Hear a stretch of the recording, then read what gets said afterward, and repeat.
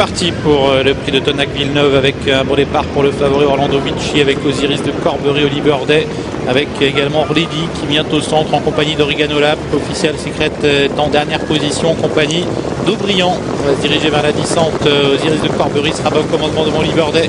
Orlando Vici est là, Oregano Lap un petit peu plus en dehors devant Orlady.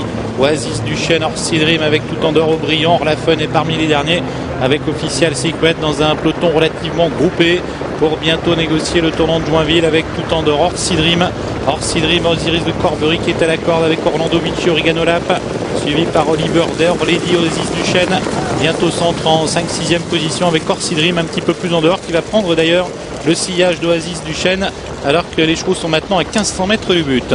Orlando Vici qui va s'installer au commandement, Oregano Lap à ses côtés en 3e position, toujours Osiris de Corbery alors qu'Orlady est au galop.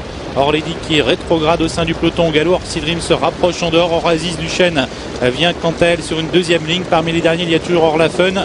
Et puis également Litro qui est en queue de peloton alors que le 10 Orlady vient d'être disqualifié. Peloton groupé. On a repris en tête, semble-t-il, sous l'impulsion d'Orlando Vici. Orlando Vici qui est rejoint par Orsi Dream. Orlando Vici, Orsi Dream qui précède Osiris de Corbery avec Oregano Lap.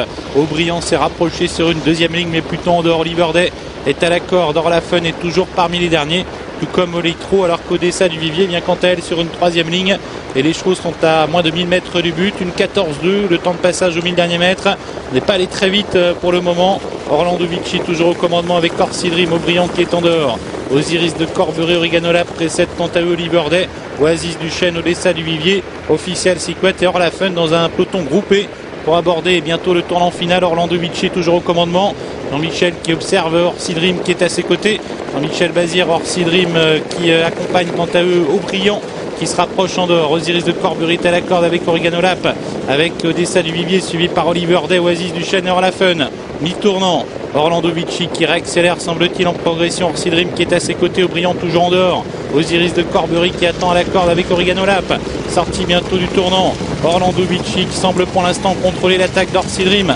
Orlando Vici qui accélère, Orsi Dream qui est à ses côtés, Aubriand qui vient. Et puis Osiris de Corbery qui attend l'ouverture. Orlando Vici qui bloque un peu Osiris de Corbery qui attend l'ouverture. Orsi Dream qui l'a toujours au centre. Osiris de Corbery qui tente de venir, mais Orlando Vici qui accélère maintenant. Orlando Vici qui se met hors de portée d'Orsi Dream qui lutte avec Oregano Lap. Orlando Vici l'emporte. Oregano Lap 2e.